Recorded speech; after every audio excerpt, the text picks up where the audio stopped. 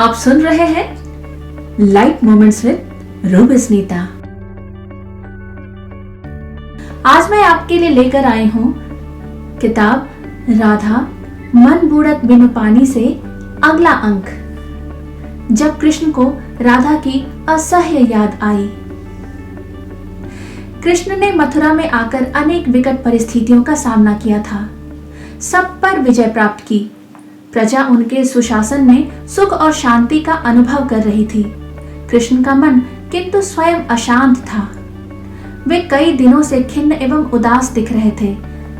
राजा हो या रंक, भावनात्मक लहरें सबके मन में उठा करती हैं।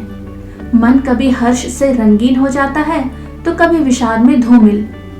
कभी कभी स्वयं नहीं समझ पाता इस उद्विग्नता का कारण क्या है। ऐसी ही स्थिति कृष्ण की थी। एक दिन कुब्जा ने कहा, प्रभु, प्रतिवर्ष हम आज के दिन यमुना दर्शन को जाते हैं, क्या मैं चलने की तैयारी करूं? अच्छी याद दिलाई, मैं यमुना का दर्शन ही नहीं स्नान भी करना चाहता हूं। शीघ्र तैयार हो जाओ, कृष्ण ने कहा। कुछ ही देर बाद रथ यमुना तट पर था। कृष्ण ने रथ से उतरकर यमुना को प्रणाम किया। बीती बातें एक एक कर याद आने लगी। यमुना की कगरी, वंशीवट, व्रज वनिताओं की क्रीड़ा और एक अविस्मरणीय छवि, राधा। कृष्ण की आंखें भर आईं। पूर्व में राधा की याद न आई हो ऐसा भी नहीं था। आई थी, अनेक बार आई थी, किंतु कर्तव्य की विवशता, दायित्व का निर्वहन, भावना से कर्तव्य महान है। आज कृष्ण स्नान कर रहे थे। देखा, पर्ण संपुट में कोई चमकीली सी वस्तु लहरों से खेलती टकराती चली आ रही थी। आगे बढ़कर उन्होंने उसे पकड़ा, हाथ में उठाया। आश्चर्य! राधा के वे सुनहरे बाल, भीगते समय जिसे कोटर में उन्होंने छुपा दिया था। जावक पुष्प जिसे राधा की वेणी में उन्होंने ही गूंथा था। लगा कोई सामने खड़ा है। गौर वर्ण, बड़ी बड़ी आंखें, कटी पर लटकती श्याम वेणी, टुप टुप पानी जिससे चू रहा था। कृष्ण की आंखें एक क्षण के लिए बंद हो गईं। टप टप पानी उनसे भी आंसू बनकर चू रहा था। यमुना का नहीं, नैनों की उस कालिंदी का, विगत की जिसमें अनेक स्मृतियां तैर रही थी। कुब्जा हतप्रभ थी। पूछा, आप स्वस्थ तो है ना स्वामी? आवाज में घबराहट थी। हाँ देवी, स्वस्थ हूं। हमें शीघ्र ही राजभवन चलना है, कृष्ण ने कहा। वे विकल थे। मन आहत मृग की भांति छटपटा रहा था। विरह में मिलन और मिलन में विरह के बाणों से बच पाना किसी के लिए भी संभव नहीं। हृदय है तो उनका दंश तो झेलना ही पड़ेगा। पद की गरिमा, गांभीर्य एवं परिस्थितियों का आग्रह ठुकरा देना भी आसान नहीं। मन पीड़ा से पिसता रहता है, फिर भी स्वाभिमान की रक्षा तो करनी ही पड़ती है। ऐसे में अंतरंग ही काम आते हैं। अंतरंग जो अंतस की बात को जान और समझ सके, जिसमें अपनापन हो।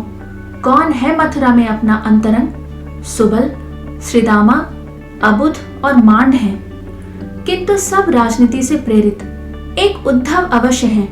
राजनीति जिनका अभिप्रेत नहीं, वे ज्ञानवान और सूझ संपन्न भी हैं। उन्हें ब्रज भेजा जा सकता है, कृष्ण ने सोचा। विधि का विधान बड़ा प्रबल है।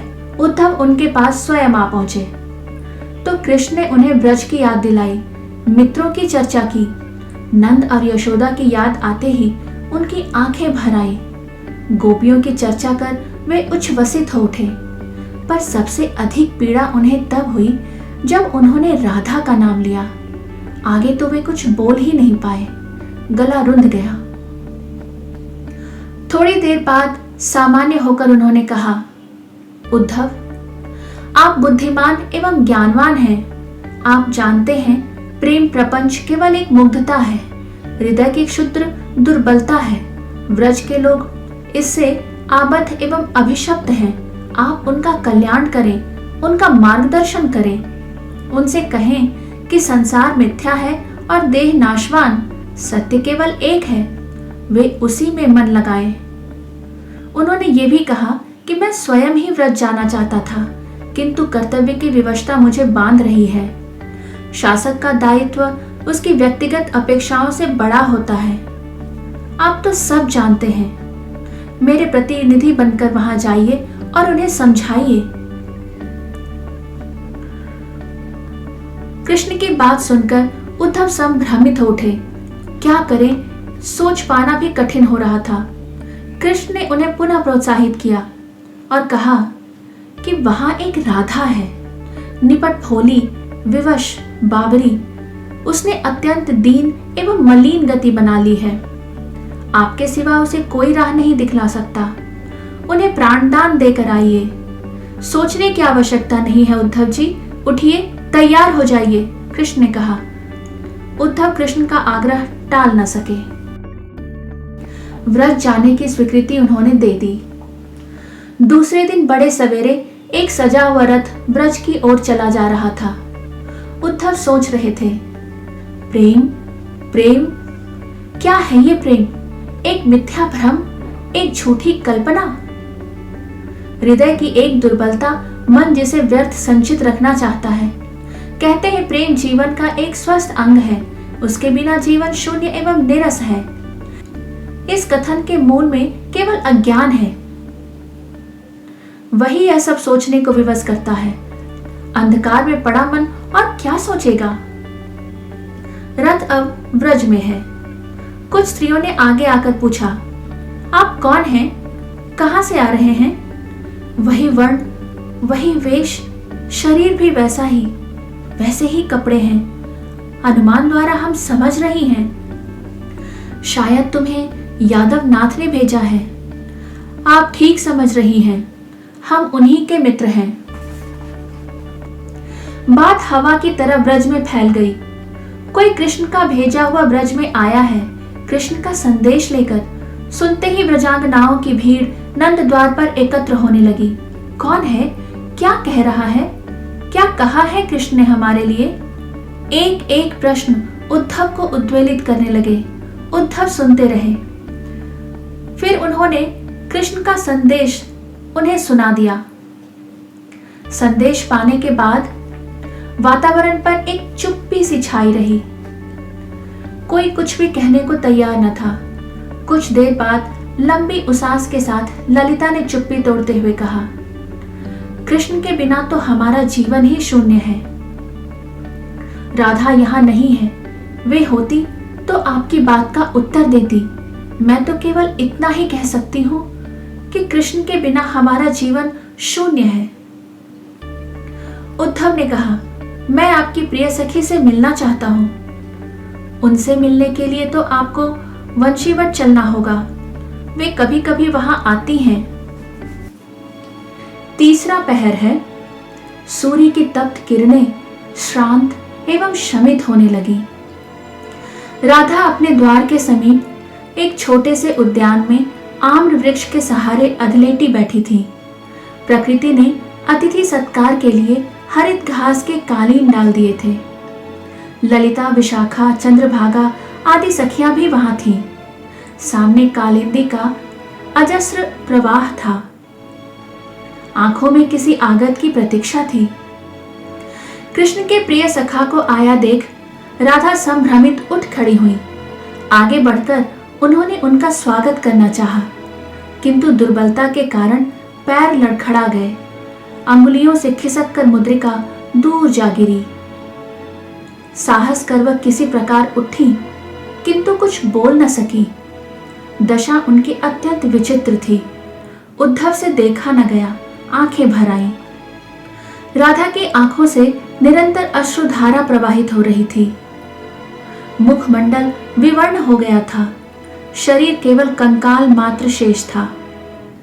संयोग के समय मुखरा, चपल, हसोड़ एवं लीलावती राधा वियोग के समय पूर्णतया शांत, मौन और गंभीर हो गई थी। उद्धव उन्हें देखते ही रह गए। वे जिस काम के लिए आए थे उसे ही भूल बैठे। जब उन्हें याद आया तब उन्होंने कृष्ण के द्वारा लिखकर दी गई पाती निकालकर राधा के समक्ष रख दी। राधा ने पाती उठाई। ध्यान पूर्वक वे श्याम के सुंदर हाथ से लिखे अंक देखने लगी। बार बार उन्होंने उस पाती को हृदय से लगाया, मानो कृष्ण के अंक में वे समाई जा रही हों। बार बार वे ऐसा करती रहीं। आंसू आंखों से झरते रहे। कागज पर लिखे अंक, स्याही और आंसू सब मिलकर एकाकार हो गए। श्याम, सब कुछ श्याम था, केवल श्याम। राधा के हृदय से पाती का ध्यान जाता रहा। उन्हें लगा श्याम स्वयं उनके सम्मुख खड़े हैं और वे उन्हीं से बार बार मिल रही हैं। उद्धव आत्मविस्मृत थे। मथुरा की याद उन्हें भूल गई थी। सामने व्रज था, विरहाकुल लोग थे। आंखों में राधा की दीनहीन दशा का मार्मिक चित्र था। एक सूना उदास खंडहर, झुकी मेहराबें, उखड़ी सांस, जर्जर दीवारें, अपनी ही श्वासों का भार ढोती हुई। राधा ने उद्धव से कहा, प्रिय अतिथि, सब भाग्य का दोष है। क्रूर नियति कांटों की राह पर जीवन को यूं ही भटकाती है। जी छोटा न करो। तुमने मेरे लिए पाती लाकर मेरे हृदय में आशा का संचार कर दिया है। मैं उपकृत हूं।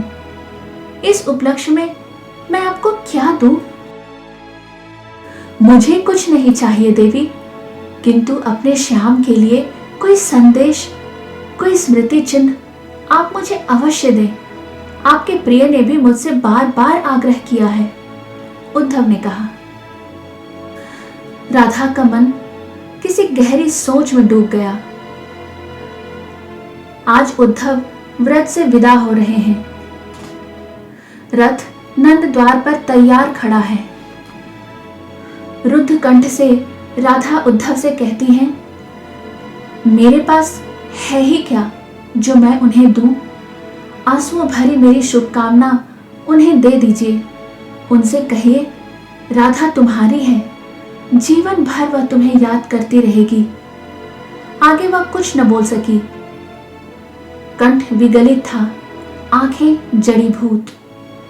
यशोदा ने कहा, राधा, अपने हाथ से तू वह मुरली दे दे जिसे मेरा लाडला यहीं छोड़कर गया है।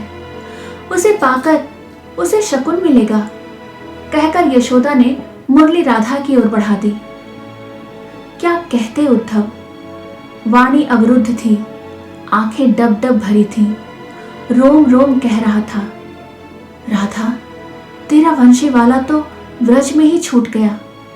अब वह मथुरा भी छोड़ रहा है। ले भी जाऊं तो दूंगा किसे ये बांसुरी? द्वारिका नाथ को? ना ना, उन अधरों पर तो अब शंख विराजमान है, वहां नहीं बजेगी बांसुरी। शंख ही अब कृष्ण की विवशता है। बिना कुछ कहे उद्धव सिर झुकाए रथ पर जा बैठे और रथ चल पड़ा। राधा और कृष्ण की प्रेम कहानी का ये अंक बस यहीं तक था। उम्मीद है आपको पसंद आई होगी ये कहानी। अगली कहानी लेकर फिर से हाजिर होंगी। खुश रहिए और इंतजार कीजिए और देखिए कि यह कहानी आगे क्या मोड़ लेती है, क्योंकि कहानी में आगे रुक्मिणी भी है और न जाने क्या क्या। मुझसे आपकी मुलाकात फिर यहीं होगी on light moments with Ruby Sunita.